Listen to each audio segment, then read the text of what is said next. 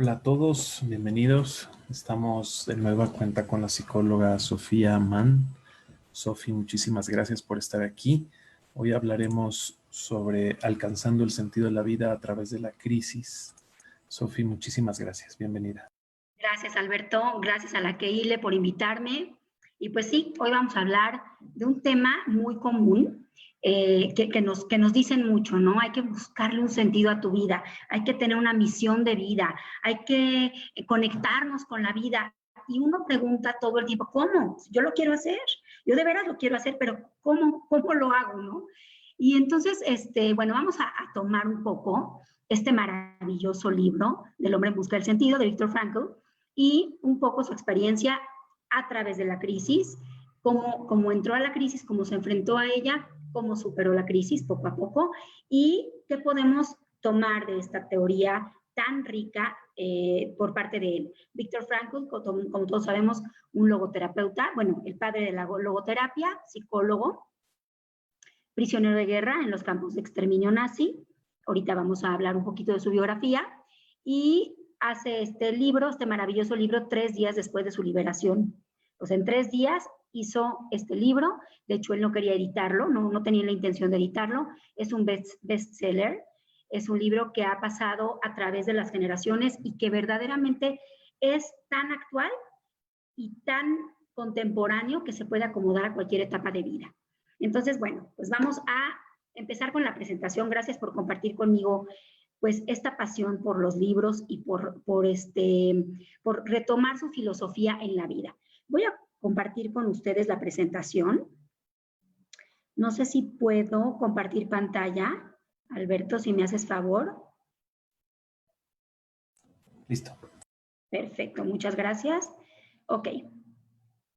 Entonces vamos a hablar un poquito de la biografía de Viktor Frankl. Él nació en marzo en 1905 en Viena, Austria. Él falleció en septiembre de 1997 en Viena, Austria, también a los 92 años de edad. Su nombre completo es Viktor Emil Frankl. Él fue neurólogo, psiquiatra y filósofo austriaco. Desde 1942 estuvo recluido en varios campos de concentración. Voy a hacer esto más grande para que todos lo podamos ver. Ahora sí, espero que lo puedan ver. Desde 1942, como dije, fue recluido en varios campos de concentración. Su familia es una familia judía, creyente y practicante. Su padre llegó a ser ministro de Asuntos Sociales en Viena, estaba muy colocado, muy acomodado a nivel social, político y económico en Viena. Estudió en la Universidad de Viena, trabajó en el Hospital General de Viena. De 1940 a 1942, ya con la ocupación nazi en Austria, dirigió el departamento de neurología del Hospital de Rothschild. Fue el único hospital de Viena donde se admitía judíos en ese entonces. Esta es una foto de la familia de Viktor Frankl antes de la guerra, por supuesto. Él es Víctor, el más pequeño, el más chaparrito de los hermanos, sus padres, sus hermanos. Es una fotografía de él. A él y a su hermana se le ofrece huir a Australia en 1940.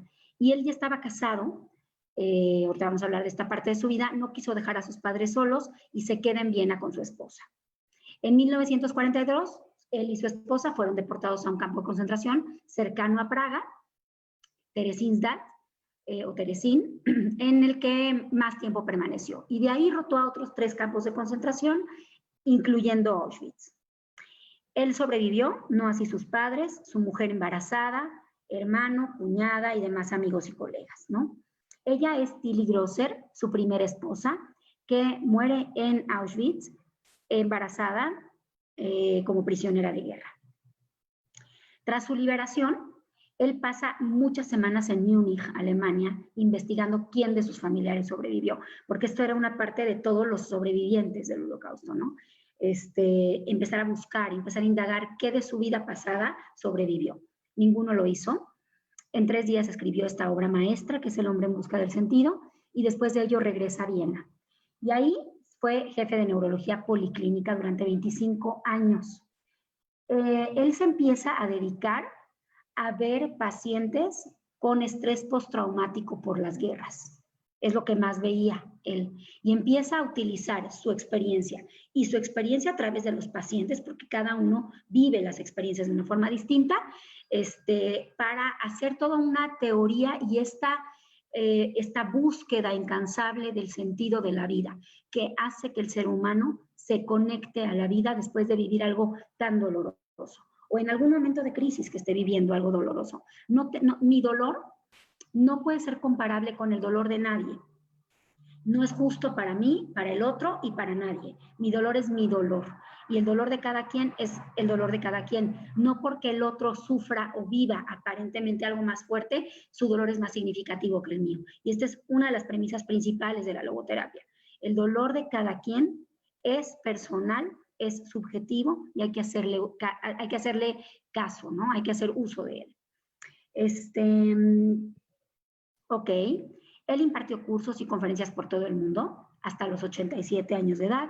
Fue el padre de la logoterapia, como dijimos, es una rama de la psicología que estudia, él era psicoanalista, discípulo de Freud, padre del psicoanálisis, y en un momento hace un quiebre con esta teoría de Freud, porque vamos a ver cuál es el quiebre y cuál es su aportación principal. ¿Cuál es la aportación principal de la logoterapia? ¿Ok? Impartió clases en universidades más importantes de Estados Unidos, como Harvard y Stanford. Su segunda esposa es Eleonor Catarina, que vive con ella desde 1945. Tienen una hija que se llama Gabrielle Frankl, también doctora, y 2 nietos. Ella es Eleonor Catarina. Ok. Vamos a hablar un poco del libro y de ahí nos vamos a la filosofía, que es lo que más me interesa. ¿Por qué hacer un recuento de su historia y su biografía? Porque es importante saber de dónde viene este hombre, ¿no? Y qué es lo que nos propone, de dónde parte su dolor, ¿ok? Él no tenía intención de publicar el libro El hombre en busca del sentido. De hecho, el libro tenía otro nombre, tenía por nombre el número que él portó en Auschwitz, que era el prisionero 119.104. Sus amigos sobrevivientes y el editor lo convencen de publicarlo y él escribe, y leo textual.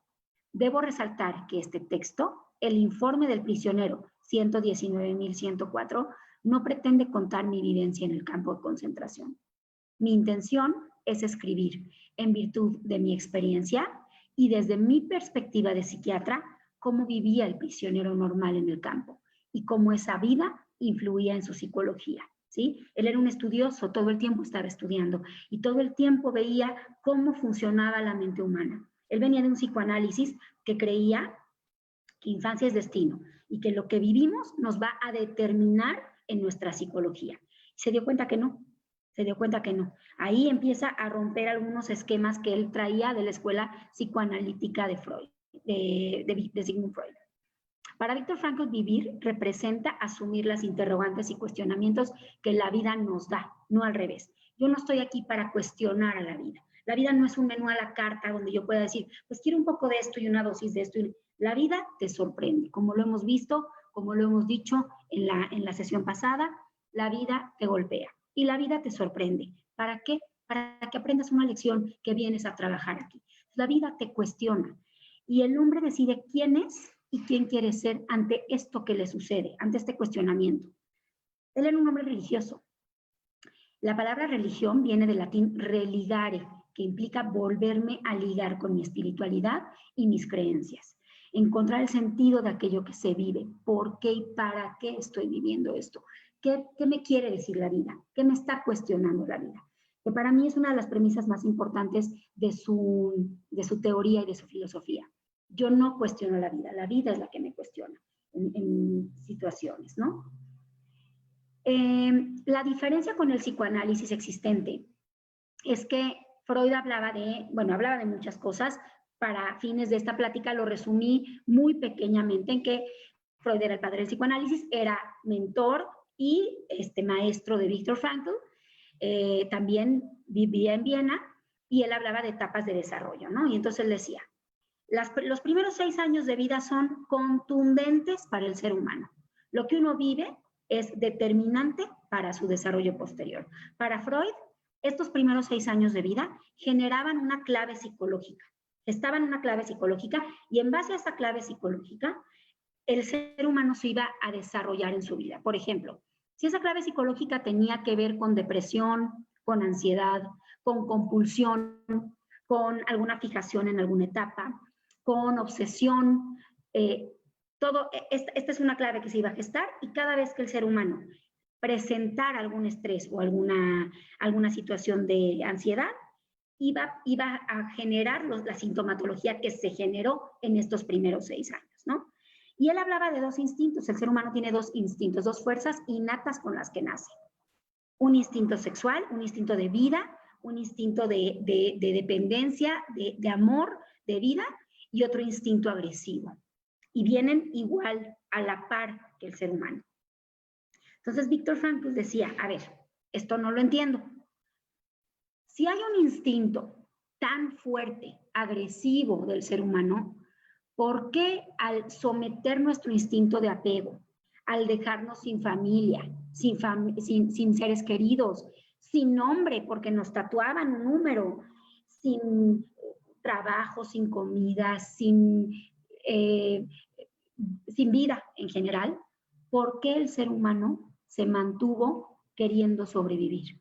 ¿Qué lo hacía sobrevivir? ¿Qué no lo hacía conectarse con ese instinto agresivo que él tenía porque era innato, ¿no? Y entonces él decía, no, hay algo más, hay algo más. El ser humano tiene 3 dimensiones, no pueden ser 2. Uno es la dimensión biológica, lo que me pasa físicamente. Otra es la dimensión psicológica, lo que se va gestando en mi mente, mis claves psicológicas, mis recuerdos de infancia, estos instintos de los que hablaba, y mi situación espiritual, mi espectro espiritual. Hay una parte espiritual que el ser humano tiene y que se conecta con algo mucho mayor a él. Hay algo mucho más grande que nos dirige, que nos guía, que nos orienta, y este es el ser espiritual que tiene el ser humano, ¿no? Entonces, él genera y él crea la logoterapia. Logo, sentido. Terapia, cura. Encontrar la cura a través del sentido de nuestra vida. Y habla de estas 3 dimensiones de las que ya hablamos. ¿Ok? Entonces, vamos a hablar. Hay muchos principios básicos de la terapia. Para fines de esta plática y del momento actual que estamos viviendo, vamos a hablar de ciertos principios básicos de la logoterapia. En primer lugar, es que para el hombre es importante encontrar un sentido en su vida. En el peor momento de su vida, en la noche más oscura de su vida, en la tragedia más profunda que se encuentre viviendo o en la alegría más fuerte que se encuentre viviendo, el hombre tiene la obligación de buscarle un sentido, un para qué está viviendo esto. ¿Por qué? Porque la vida nos está cuestionando. ¿Ok? Él habla de que el ser humano tiene un vacío existencial, una neurosis noógena, así le llama, ¿no? Y esto surge cuando la sociedad, los padres, las familias proveen a los hijos o a las personas de muchos satisfactores externos, ¿sí? Quiero, toma, todo el tiempo darle, ¿no? Entonces le dan a la persona muchos satisfactores externos y esto genera un vacío en su mundo interior. No encuentra satisfacción. ¿Qué paradoja, no? A veces yo soy madre de familia, psicóloga hace más de 25 años y siempre está el dilema de darle a los hijos o darle a nuestra gente ser querida todo aquello que no pudimos tener nosotros, para que tengan una vida mejor. Y él dice, no, espérame, no le des todo, porque cuando le das todo, incluso lo material o lo emocional, cuando estás para él, cuando te desbocas en él, lejos de hacerlo feliz, lo haces inmensamente infeliz. Generas en él un vacío porque está insatisfecho todo el tiempo. Está acostumbrado a tener todo esto cuando él lo pida y cuando no le llega, está con un vacío existencial todo el tiempo. Todo el tiempo está esperando recibir. Y nosotros venimos a esta vida a dar. Es diferente, ¿no? Para Viktor Frankl, la satisfacción y el bienestar surgen del esfuerzo. Entonces, esta es la segunda premisa más importante de la logoterapia. Uno es el sentido de vida. ¿Qué voy a hacer con esto que me enfrenta a la vida, que me da la vida, ¿no? Y 2, la felicidad es fruto del esfuerzo. No es fruto de lo que se nos da. No es fruto de la suerte. Ay, mira qué suertudo él, seguramente es muy feliz. Hay gente muy suertuda que no tiene paz y no es feliz. Hay gente muy suertuda a ojos de alguien más y no es feliz. Y hay gente que ha tenido una vida con varios golpes y es mucho más feliz. Entonces, la felicidad es fruto del esfuerzo. y no de la suerte o de lo que nos da la vida. ¿Ok? Voy a leer algunas frases que son categóricas de Viktor Frankl, que son, la verdad, para mí son un poema. Las circunstancias externas pueden despojarnos de todo, menos de una cosa: la libertad de elegir cómo responder a ellas, cómo responder a estas circunstancias, ¿no? La libertad que tengo de respuesta. Y otra de las frases icónicas de este personaje: la vida nunca se vuelve insoportable por las circunstancias. No hay nada que no pueda soportar, sino solo por la falta de significado y propósito. Mientras más te cuestione la vida, más tienes que buscar el significado y el propósito de esto, ¿ok? Entonces, él dice, cada quien es libre de elegir cómo vivir su vida. No importan las circunstancias vividas, ni el dolor que se experimente, ya que es una parte natural inherente a la vida, ¿sí? Él le da un significado al dolor, él busca el sentido de la vida a través del dolor. Fíjense qué importante. Busca el sentido de la vida a través del dolor. Y él habla de 3 fases cuando enfrentamos la crisis, ¿no? Él al vivir su inserción al campo de concentración, él pasó 3 fases y observó que la gente pasaba por 3 fases. Y esto es equiparable a cada crisis que vamos a enfrentar. Cada crisis a la que nos enfrentamos, en la que entramos, es como entrar en este campo de concentración en donde todo es nuevo para nosotros y la vida nos cuestiona, la vida nos rebate. ¿Qué vas a hacer con esto? Ok, primera fase. Es la fase de internamiento, la fase en donde nos adentramos a la crisis. Nos estamos adentrando, es un shock emocional. Es el primer encuentro con un mundo desconocido, completamente diferente para nosotros y nos genera un shock emocional. No puedo moverme, ¿qué hago con esto? ¿Sí? ¿Qué está pasando? ¿Por qué me agreden? ¿Por qué la vida me trata así? No es justo. ¿Para qué estoy viviendo esto? ¿Sí? En los campos de concentración se vive un enfrentamiento permanente con la muerte y con la pérdida, ¿no? Entonces él habla de una tríada trágica que enfrenta el ser humano: sufrimiento, culpa y muerte.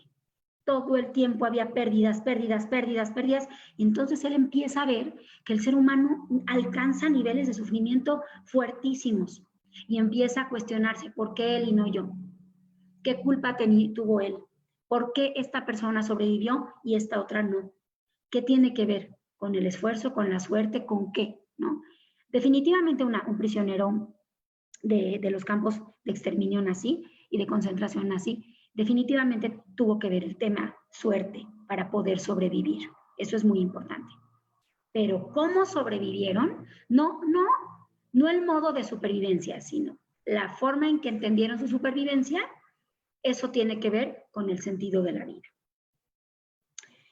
Él habla que la primera fase la superamos a través de la resistencia espiritual, la capacidad de resiliencia, ¿no? Desde el dolor, desde lo más profundo del ser humano, surgen las herramientas que todos llevamos dentro para enfrentar una situación. Entonces él dice, el dolor te va a confrontar a niveles tan fuertes que va a salir de ti eso que tienes dentro y que no lo conoces y que no sabes. Entonces el dolor viene a algo en tu vida. Todo lo que voy a vivir me condiciona, pero nada me determina. Esta es la frase que quiebra con el psicoanálisis. El psicoanálisis dice, lo que yo vivo va a determinar mi conducta de por vida. Me va a generar una clave psicológica y va a determinarme de por vida. Y él dice, no, te puede condicionar, te puede doler. Puedes actuar en base a eso, pero no te determina. Hay un trabajo que puedes hacer y puedes cambiar. Aquí viene una pregunta que todo el mundo me hace. ¿Y tú, Sofi, cómo lo ves? ¿Tú en tu consulta crees en el cambio? Una persona que está de veras muy alterado en su clave psicológica. Estas personas que están muy agresivas o que son muy violentos o que tienen una adicción o que traen un tema compulsivo o un tema de trastorno de alimentación. ¿Es verdad que no se curan? ¿Es verdad que nunca sanan? Híjole, pensar en eso es echar la vida de una persona que ha cometido errores y fallas a un bote de basura y no darle la oportunidad de cambio. Yo sí creo en la oportunidad de cambio. También creo, soy psicoanalista de cajón, creo mucho en la clave psicológica. Definitivamente es algo que se nos pega a la personalidad, es como la sombra que tenemos pegada, que no podemos despegar, pero sí creo que la podemos desactivar, sí creo que la podemos modular, sí creo que la persona que tiene estas tendencias, incluso agresivas, si está consciente de ellas, si está trabajándose todo el tiempo, puede desactivar esa tendencia. Entonces, yo creo que esto ha sido la frase más contundente en mi carrera de Viktor Frankl, a pesar de que no soy logoterapeuta. Todo me condiciona, pero nada me determina. Nada de lo que vivo puede decirme cómo voy a actuar en ese momento o en algún momento de mi vida de crisis. Y bueno, está la palabra de la resiliencia. La resiliencia es la capacidad que tiene el ser humano de regresar a su forma original después de un trauma, ¿sí? Vive un golpe, entra en estado de shock emocional, ya entendió qué pasa y va a empezar a trabajar sus fortalezas. ¿Para qué? Para lograr su forma original. Nuestra misión, nuestro sentido de vida, tiene que buscar nuestra forma esencial, nuestra forma original.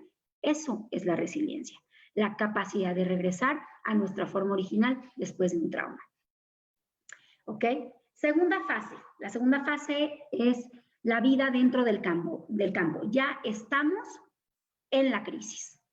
La primera fase es cómo nos fuimos adentrando en la crisis. Entonces, oímos de todo, dicen y oímos noticias, hablando de la situación actual que estamos viviendo. Al inicio son 2 semanas, son 3 semanas, ¿no? Dicen que hasta septiembre, no dicen que no sé qué, es el fin del mundo, sí, no. Entonces, estábamos en una fase de shock emocional y espiritual, ¿no? Y teníamos que buscar fortalezas para aguantar, para resistir, para ser resilientes. Ahorita estamos en la segunda fase, la vida adentro de la crisis, adentro del campo de concentración. Esta segunda fase está caracterizada por la desensibilización y muchas veces la desesperanza.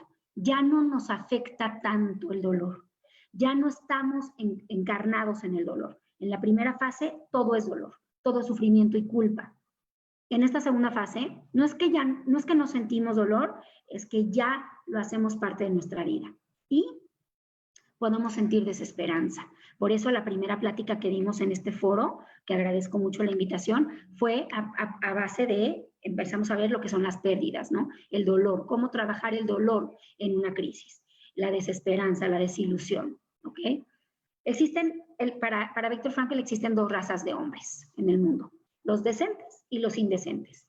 ¿Qué haces ante una crisis? ¿Cómo te comportas? ¿Aprovechas esta situación para sobrevivir? ¿Sobrevives a pesar del otro o sobrevives con el otro? El hombre es un ser que tiene la libertad de elegir lo que quiere ser en las crisis. Y nos llevamos sorpresas incluso de uno mismo. Y él dice, hay que trabajarse todo el tiempo para ser ese tipo de personas que sobreviva con el otro, no a pesar del otro, ¿sí? Lo que él observaba en la gente en esta segunda fase es que empezaban a tener una apatía terrible, una insensibilidad a lo que pasaba delante de sus ojos. Ya nada les movía. Y él decía, Dios mío, por favor, no me dejes perder este corazón que me conecta con la gente. Ellos están sufriendo, yo también. Todos estamos igual. No me dejes perder esta sensibilidad, ¿no? ¿Y saben cómo lo hacía?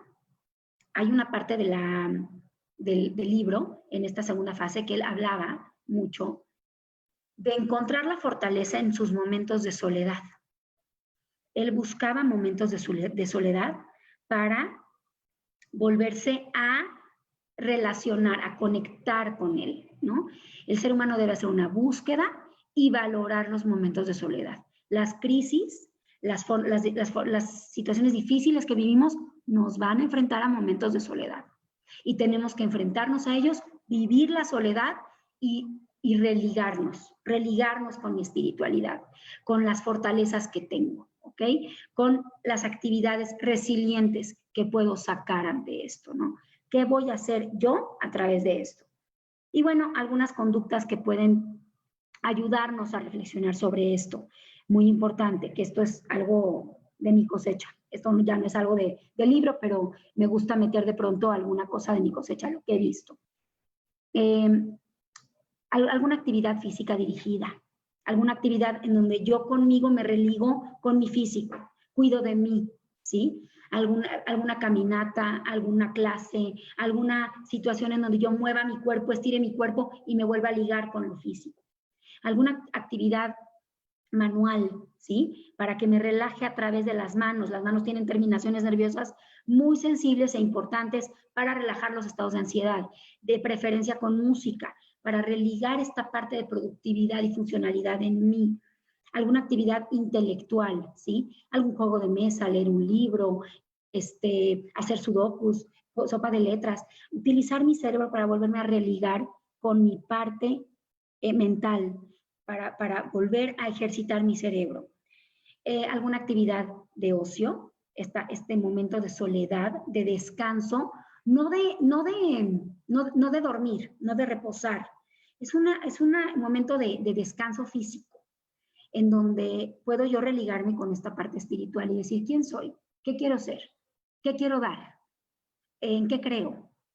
¿Qué sí voy a leer y qué no voy a leer? Para que me llene esta parte espiritual. Él utilizaba estos momentos de soledad y él veía el atardecer. Todas las tardes él buscaba ese momento, si esté trabajando o en algún momento después de la comida que les daban, si eso se le puede llamar comida, para ver el atardecer y disfrutar eso que sí tenía y que no le habían quitado con la falta de libertad. ¿Ok? Y la tercera fase. La tercera fase es una fase de reconstrucción de la vida propia. Salimos de la crisis, ¿no? Y entonces lo cito. El hombre que durante años había pensado que había vivido al límite de su sufrimiento, se da cuenta que al salir del campo, el sufrimiento no tenía límites y que todavía tenía que sufrir más y más intensamente. ¿Por qué? Porque él le llama a esta fase la tragedia después de la tragedia. ¿Por qué seguir sufriendo? Porque después de la crisis, después de todo lo que perdí en ella, tengo que reconstruir mi vida con aquello que quedó. Pero es que yo quiero eso que dejé, ya no existe. Pues yo quiero recuperar mi familia, ya no existe. Pues yo quiero, ya no lo hay. Imagínense vivir lo que ellos vivieron y salir a un mundo que ellos habían dejado de alguna forma y era otro mundo por completo. No sus casas, no sus trabajos, no su economía, no sus familias, no sus seres queridos, no aquellos seres que podían venir porque él y su esposa estaban esperando un hijo antes de entrar al campo de concentración. Entonces todo esto lo hace cuestionarse y ver el sufrimiento, ¿no? Y aprender a través de esto que le toca reconstruir su vida, ¿no? En la tercera fase, muchos necesitaban recuperarse, volver a ser lo que eran, y para muchos de ellos fue imposible, ya que en sus mentes jamás salieron del campo de concentración. Y esto es algo muy común, cuando algo golpea a una familia muy fuerte o viven una crisis muy fuerte, viven a través de la crisis todo el tiempo y tenemos que salirnos del campo, hay que salirnos de la crisis. En algún momento la vida nos va a pedir que salgamos de esto y hay que salir, ¿no? Hay mentes que no nos dejan salir. Muchos vivieron en la frustración por no encontrar afuera lo que esperaban encontrar y lo que soñaban encontrar. Muchos sobrevivieron por su fortaleza era recordar aquello que los esperaba.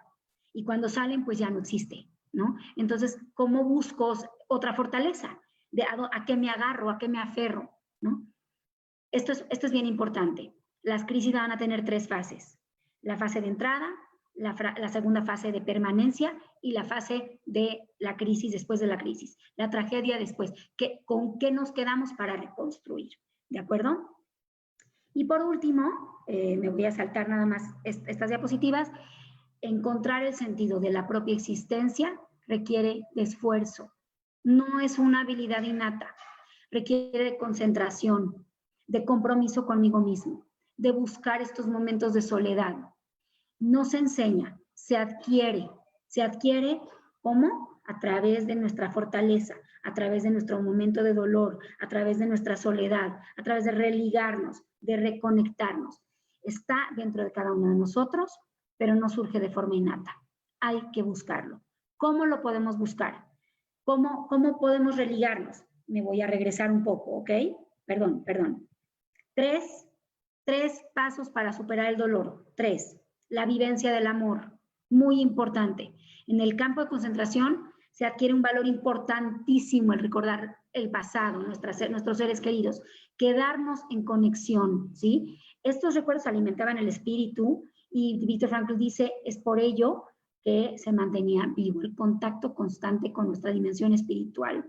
La vivencia del amor es lo que tengo, no a nivel material, quien me rodea en mi familia, en mis seres queridos. La vivencia del amor es con quién me conecto, con quién me contacto, qué relaciones voy a sanar después y durante la crisis. El sentido del humor, algo muy importante, ¿no? Muchas veces él podía reírse de las cosas que le pasaban, veía a los demás y decía, ¿será que yo me veo igual?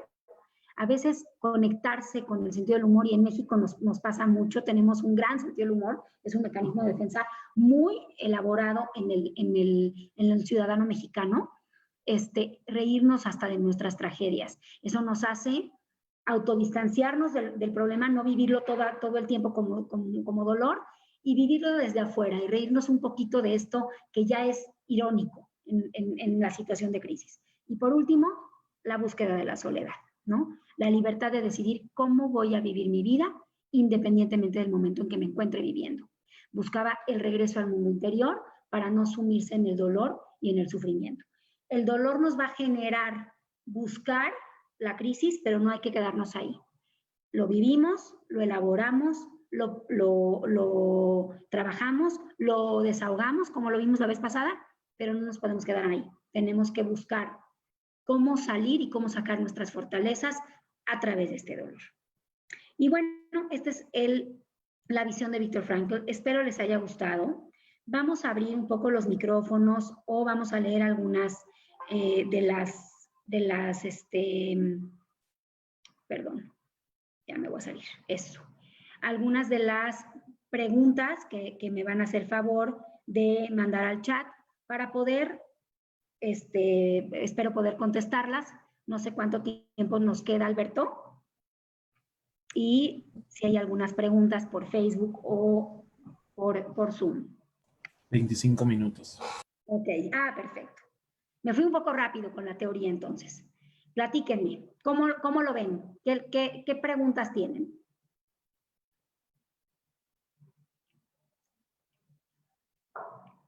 Gracias, Jane. Interesante la plática, gracias. ¿Alguna inquietud, pregunta? No sé si podemos compartir algo, no sé si en Facebook hay alguien que quiera preguntar. En Facebook tenemos muchos comentarios respecto a lo agradecidos que están contigo por haber dado esta plática. Muchas gracias por este espacio. Pregunta Denise que si ayuda a hacer planes a futuro. Por supuesto, ayuda a hacer planes a futuro, pensar en el futuro, armar el futuro ayuda muchísimo. Pero ojo, en la fase 3, cuando salgamos de esta crisis, nos vamos a encontrar con que hay veces que vamos a poder llevar a cabo estos planes y hay veces en que no. Entonces, sería importante aterrizarlos un poco. La fase 3 es una dosis de realidad después de la crisis. Y está bien vivirla, no pasa nada, está bien. Pero hay que operacionalizar lo que queremos. Yo busco esto, ¿se va a dar o no se va a dar? ¿Cómo lo voy a vivir? ¿No? Y qué factibilidad tengo para llevar a cabo los planes. Pregunta Aida Saab. ¿Cómo aplicar la empatía cuando cada persona siente que su dolor es más grande que el de los demás? Muy importante pregunta. Muy importante pregunta. Porque en nuestro dolor no nos damos cuenta que no estamos solos. Creemos que mi dolor es más grande que el de la otra persona, ¿no? Sí, pero es que él no sufrió esto, o ella no perdió esto, o el otro no perdió lo mismo que yo, ¿no? Y es importante entender que el dolor de cada quien es subjetivo. No puedo medirlo en comparación a nadie, ni el mío propio, ¿no?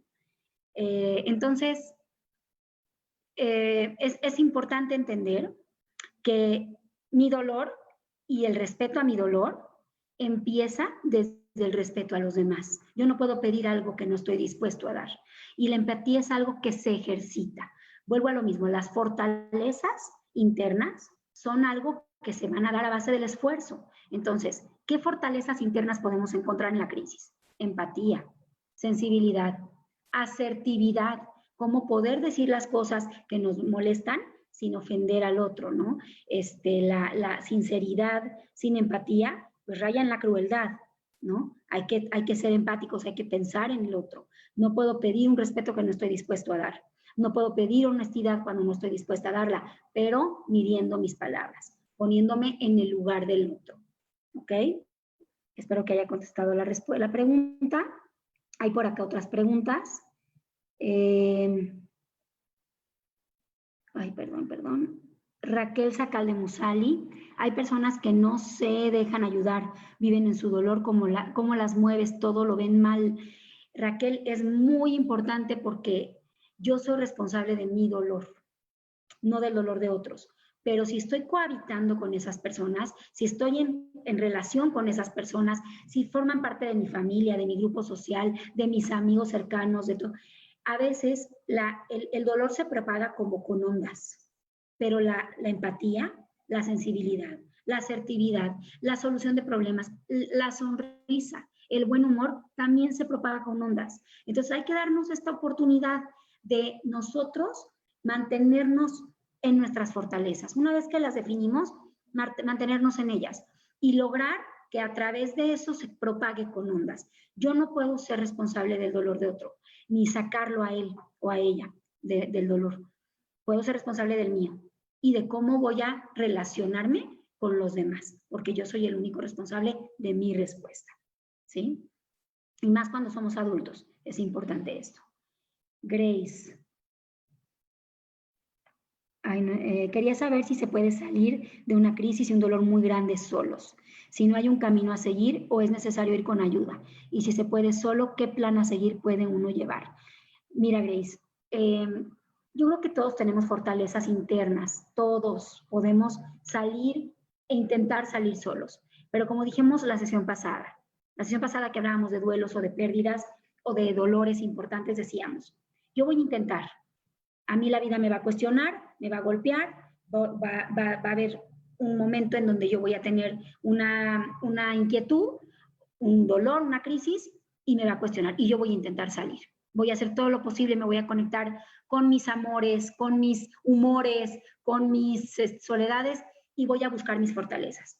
Pero si en este ínter no encuentro fortaleza, y el dolor se vuelve crónico, se alarga más de 6 meses, más de un año, no puedo salir adelante, lo veo todo negativo y afecta 2 o más áreas de funcionamiento del ser humano, o sea, cómo se vive el dolor de intenso y cómo afecta en áreas de funcionamiento. ¿A qué me refiero? Ya este dolor que siento ya me está afectando en mi relación de pareja, en mi relación con mis hijos, en mi trabajo, en mi forma de dormir, en mi forma de comer. Ya hay varias áreas de funcionamiento que me están afectando, ya no puedo solo y tengo que pedir ayuda. Es importante pedir ayuda, ¿okay? Y hay muchas instancias comunitarias y no comunitarias, nacionales, y muchos psicólogos que hoy en día estamos al servicio de la comunidad. De verdad, estamos muy al pendiente de la comunidad. No, la QEILE, varios foros han tenido grandes especialistas en la salud física, mental, emocional, espiritual de la gente. No se queden solos, pidan ayuda. Es un gran acto de valor pedir ayuda, la verdad. Ok. Sofi, nos preguntan cómo el ser humano puede trabajar en su resiliencia. Y Miriam agrega esta pregunta: ¿cómo podemos ayudar a la demás gente a ser resiliente? Ok, es buena pregunta, muy buena pregunta. La resiliencia, como les dije, es la capacidad que tiene el ser humano de regresar a su forma original. Entonces, para empezar a trabajar la resiliencia, tengo que recordar, y en esta búsqueda del amor y en esta búsqueda del sentido del humor y de la soledad, tengo que recordar qué conductas me hacen sentir bien, me calman, me tranquilizan. Y por eso hablaba yo de 5 actividades referentes a diferentes áreas de nuestra cotidianidad. ¿Qué actividad física me gusta? Salir a caminar, bailar, hacer la casa, acomodar closets, acomodar, ¿cómo se llama? Levantar pesas. ¿Qué puedo hacer? ¿Qué me gustaba hacer antes de esta crisis? ¿Y qué puedo hacer ahorita en el encierro, en casa? Porque no siempre se puede retomar la actividad física que antes me gustaba. Si me gustaba nadar, pues no puedo nadar ahorita. Entonces, pues no hay albercas abiertas. Entonces, es importante buscar qué me gustaba y conectarme con aquello que me gustaba hacer. ¿Ok? Entonces, actividad física dirigida, actividad manual. ¿Qué me gustaba hacer? Ay, fíjate que mi mamá solía hornear unas galletas deliciosas. Ya no las hace porque se enfermó, porque la crisis, porque ha perdido muchas cosas, porque una serie de cosas. Esta pandemia y esta crisis nos vino a detener el carro que iba a 120 y nos paró de tajo. Entonces todos seguimos zarandeándonos, ¿no? Y tenemos esta sensación de zarandeo. Y muchas personas, como lo vimos la sesión pasada, me dicen, puedo pasar de la depresión a la ansiedad, al cuestionamiento, a la ira en un solo día o en una sola hora. Regresen a aquello que les gustaba hacer antes.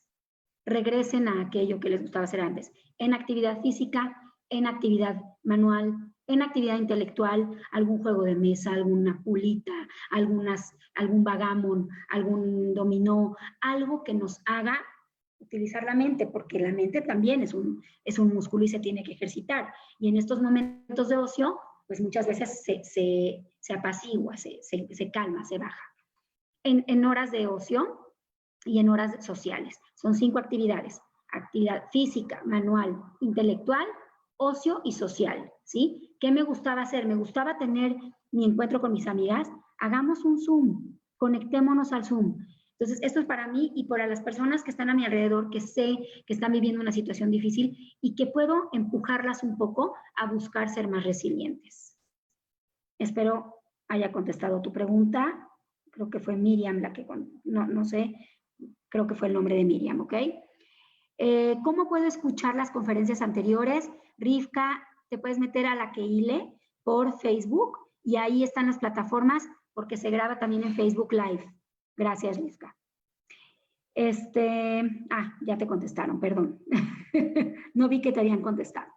Y una persona quiere hablar, por supuesto, claro. Abrimos micrófonos para quien quiera hablar. Esta no es una persona, esta es mi hermana de toda la vida. Se llama Jackie Atri, una mujer muy resiliente, mi hermanita, que la vida Jackie, me regaló. ¿puedes abrir tu micrófono y hablar, por favor? Hola, ¿cómo están? La verdad no pedí hablar, no sé qué pasó, estaba escribiendo, yo lo que algo apreté. Estaba mandando un chat para compartir con humildad. Solamente escucho que hay gente que quiere ayudar y que a veces no puede ayudar porque la vida es individual y porque cuando uno está en un proceso difícil, nadie puede ayudarlo más que él mismo. Sin embargo, es muy frustrante ver sufrir a la gente que quieres.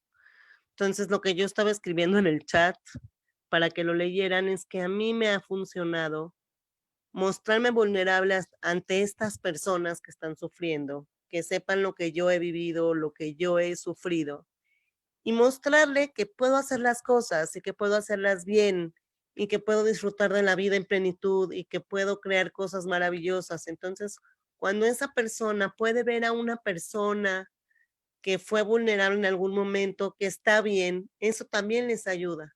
Entonces, no tiene que ser un consejo, no tiene que ser una palabra de aliento, sino también ser un ejemplo de resiliencia, motiva a los demás a ser resilientes.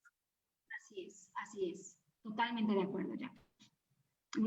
A veces, como lo decía, mi propio bienestar, mi propia asertividad conmigo mismo, mi propia empatía conmigo mismo, funciona como olas y manda un mensaje a los demás. Y funciona como esta parte de mostrar. El ejemplo a veces dice más que muchas palabras. Y Woody Allen decía, cuando tú quieres decir algo, hazlo, porque haciéndolo se dice mejor. A veces haciendo las cosas se dicen mejor. Así es. Muchas gracias. A veces una actitud es una orden en silencio. Así es. Te admiro mucho y te quiero mucho. Gracias, Sofi. Gracias, mi Jackie. Gracias, igualmente. No sé, Alberto, si hay alguna pregunta por Facebook.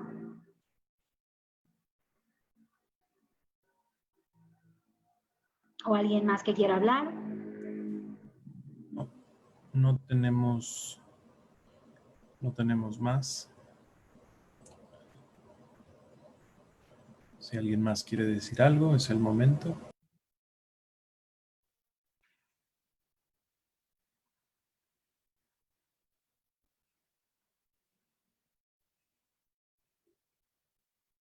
Pues bueno, mientras alguien quiera decir algo o surge alguna otra pregunta, aprovechemos estos últimos minutos que nos quedan de plática yo quiero agradecer mucho al foro, quiero agradecer su participación, su interés en estos temas.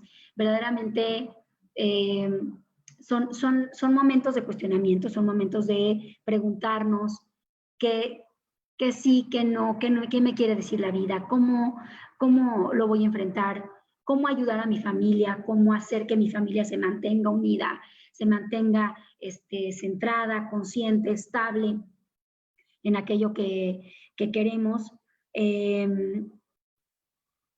La sesión pasada hablamos del dolor y de la capacidad que tiene el dolor para sanar. Muchas veces la mejor forma de olvidar es recordando, ¿no? Entonces, a través del dolor podemos sanar. En esta sesión, lo que buscamos es que una vez que pasa el dolor, una vez que ya nos echamos un clavado al dolor, que permitimos el dolor, ¿cómo busco la fortaleza? ¿Cómo hago para lograr la fortaleza?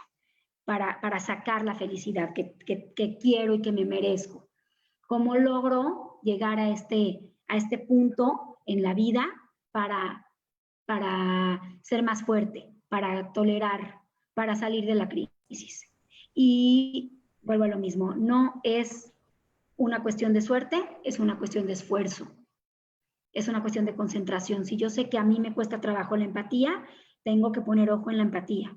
Si sé que me cuesta trabajo mostrar mis sentimientos, la sensibilidad, tengo que poner ojo en mostrar mis sentimientos, porque eso es lo que viene a preguntarte la vida, al cuestionarte.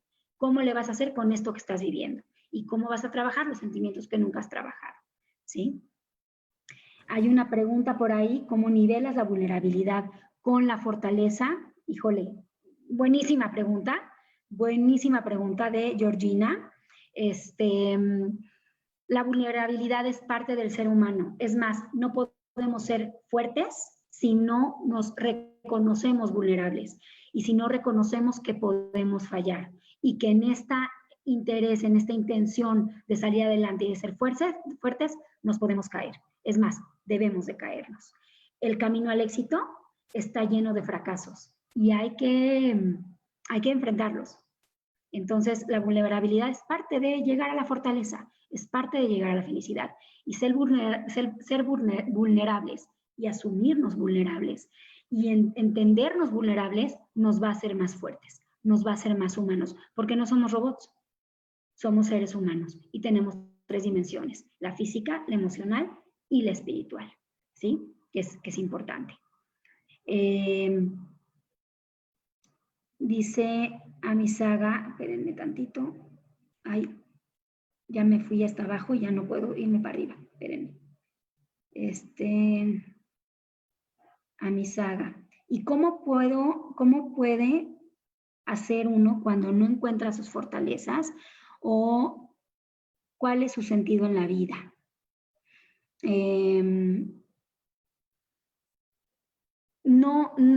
Miren, es importante no enfocarnos en buscar cuál es mi sentido en la vida. En el despertar de mis fortalezas se va a ir dando el sentido de la vida. Ahora, yo siempre me pregunto, ¿qué es lo más difícil para mí? Y esa es mi fortaleza. Yo creo que, o sea, ¿qué me cuesta trabajo? ¿Qué me cuesta trabajo controlar? Y tal vez por ahí viene mi fortaleza y mi sentido de vida. Eso es lo que vengo a desarrollar y a trabajar. Esa es mi tarea evolutiva, ¿no? Puede ser que sirva ahí, pero no la busquen como tal. Enfóquense mejor en las fortalezas, en lo que sí sé hacer, en lo que sí me gusta hacer. Me gusta escuchar, me gusta ayudar a la gente, me gusta sentir, me gusta controlar, me gusta hablar con las demás personas, me gusta dar pláticas, me gusta dar consejos, me gusta apoyar económicamente, me gusta estar tras bambalinas, me gusta estar contando chistes, me gusta el trabajo voluntario y comunitario, el ayuda desinteresada a alguien. Todos tenemos algo que nos gusta, por ahí buscarle la fortaleza, ¿no? Gabriela Vega, el dolor que uno tiene de una enfermedad y cambia tu vida a 360 grados física, emocional, ¿cómo busco el cambio para salir de la crisis? Gaby, mi querida Gaby, amiga, gran docente, coordinadora Montessori, maestra Montessori de muchos años, grandes generaciones han pasado por sus manos. Y sí, la vida a veces nos golpea, mi Gaby, a veces nos golpea. Hay que darnos permiso del dolor. El dolor no está peleado con la fortaleza. No cuando se termina el dolor empieza la fortaleza. Pueden cohabitar. Y a veces cuando el dolor es muy fuerte y muy profundo, la ansiedad o la angustia es muy fuerte y muy profunda, yo la dejo estar. La invito y le digo, ¿quieres estar en mi vida? Perfecto, ven, siéntate junto a mí. Ven, te hago una canchita. Quédate aquí junto a mí, vive junto a mí, estate junto a mí, pero déjame cohabitar contigo. Vamos a trabajar juntas. No te pelees con el dolor, ni con la ansiedad, ni con la crisis. Mejor hazlo tu aliado y a partir de eso genera la fortaleza. Va a haber días que te va a dejar funcionar y va a haber días que no. Va a haber días que no te va a dejar ni pararte de la cama. Permítelo. No pasa nada. Permítelo. No seas un juez tan duro, Gaby. Yo que tengo la suerte de conocerte de cerca, que sé el golpe emocional y físico que te hizo pasar la vida este último año y sé el esfuerzo que le pones todos los días para enfrentar esto, tienes que aprender a cohabitar con ese dolor y no hacerlo de lado, no hacerlo de lado. Eres una gran guerrera, yo sé que eres una gran guerrera y lo vas a poder superar y sacar adelante. ¿Cómo reconocer lo que tenemos que trabajar? Eso, en donde más te duele, lo que más te cuesta trabajo, lo que más te dicen tus compañeros, tu gente cercana, es que tú no oyes, es que tú no eres empática, es que eso, lo que más te molesta, lo que más te cuesta trabajo, es en lo que vienes a trabajar. Manuel Berbitsky. Todos hemos sufrido al estar tan lejos y tan cerca de nuestros hijos y nietos. Nos tiene frustrados y sin trabajar el volver a la rutina día a día a la que estamos acostumbrados. Tenemos que prepararnos y esforzarnos lo más posible. Totalmente de acuerdo, Manuel. Totalmente de acuerdo. Hay que esforzarnos y trabajar en aquello que vamos a buscar después, pero ser compasivos con nosotros. Permitirnos que si no podemos lograr esa vida que dejamos atrás, irla haciendo poco a poco. Ser compasivos con nosotros mismos, no exigirnos demasiado. El dolor cohabita con la fortaleza, no termina el dolor y empieza la fortaleza, son juntos, van pegados, ¿ok? Esther Cabli, ¿cómo manejas el miedo de enfrentar la fase 3 cuando sabes que no está en tus manos? Ejemplo, la crisis económica que se viene y la recesión que nosotros no podemos controlarla. Esther, yo siempre digo que ante una crisis, yo soy como un alcohólico rehabilitado, solo por hoy. Lo que salvó a estos hombres, mujeres que vivieron grandes guerras, tragedias, pérdidas muy fuertes y que son nuestros ancestros y que podemos aprender mucho de ellos en la historia del pueblo judío y de muchos pueblos que han sufrido, porque no somos exclusivos del dolor y del sufrimiento, es aprender a recuperar día a día, solo por hoy. No se vayan a metas a largo plazo. Claro, se vale planear y proyectar y querer y fantasear y pedir, por supuesto. Pero hoy, ¿qué voy a hacer de mí? Hoy, ¿cuál es mi meta? Mi meta es controlarme. Mi meta es poder pagar estas 3 deudas que tengo. Mi meta es hoy. Mi meta es no gritarle a mi hijo, no pelearme con mi pareja, recuperar 3 clientes que tenía. Empezar a movilizarme en aquello que yo trabajaba, ¿no? Hoy, solo por hoy, día a día. ¿Ok? Miriam Sonana. Súper práctica, gracias, lo explicas perfecto. A mí me pasó algo de dolor más tarde. Tardé 20 años en tener a mi hijo y fueron años de dolor, pero ante la adversidad pudimos salir adelante y mi esposo y yo con amor supimos salir adelante y siempre agradecidos con Dios porque nos da y ahora nos ayudó y ahora ayudo a parejas que buscan tener hijos. Platico con ellos y les doy consejos. Bravo, Miriam, bravo, porque uno piensa que ayudar es adueñarse del dolor de otro y hacer parte de mi dolor. No, no. Ayudar al otro implica desde una palmadita en el hombro, una buena plática, una dirección hacia algún lado, acompañarlo a algún lado. Y qué padre que a partir de tu dolor lograste esta fortaleza de decir, yo estuve ahí, yo viví lo mismo que tú y te puedo ayudar y te puedo entender. Te felicito. Gracias, Miriam. Ok. Un mensaje privado, Sofi. Ok. Ya me mandaron a que tenemos poco tiempo. Me mandaron un mensaje privado. Pero bueno, chicos, espero que esto les haya servido, que esto les haya dado algo de aporte en su vida, en este momento que estamos viviendo, en permitirnos un poquito ser compasivos con nosotros, en ser, que nos permitamos el dolor, no pasa nada, no pasa nada, solo por hoy, un día a la vez, poco a poquito. Vamos a ir saliendo poco a poquito de esta, yo estoy segura de esto, de peores lugares ha sobrevivido la humanidad y esto no puede ser la excepción. Les mando mucha luz, claridad en pensamientos, fortaleza interna, dolor para que aprendan a lograr su fortaleza y tolerancia y compasión hacia su dolor. Y esperemos que la próxima semana nos podamos volver a conectar. La próxima semana tenemos un tema padre que ya no tiene tanto que ver con la crisis, tiene que ver con otros temas. Se llama afluencia, cuando nada es suficiente, cuando damos y damos y damos y tenemos y tenemos y adquirimos y nada es suficiente, nuestro manejo interno del dinero.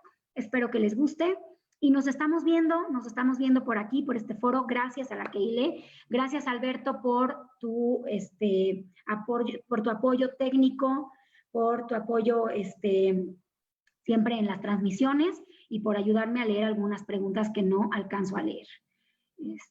No sé si va a ser el mismo link, Rivka, pero seguramente... Sí, va a ser el mismo. Es el mismo link. Alberto dice, es el mismo link. Aquí Alberto es el jefe. Hay que hacerle caso a Alberto. Ok, muchísimas gracias. Gracias a todos. Gracias, Sofi. Cuídate. Gracias. Cuídense. Bye.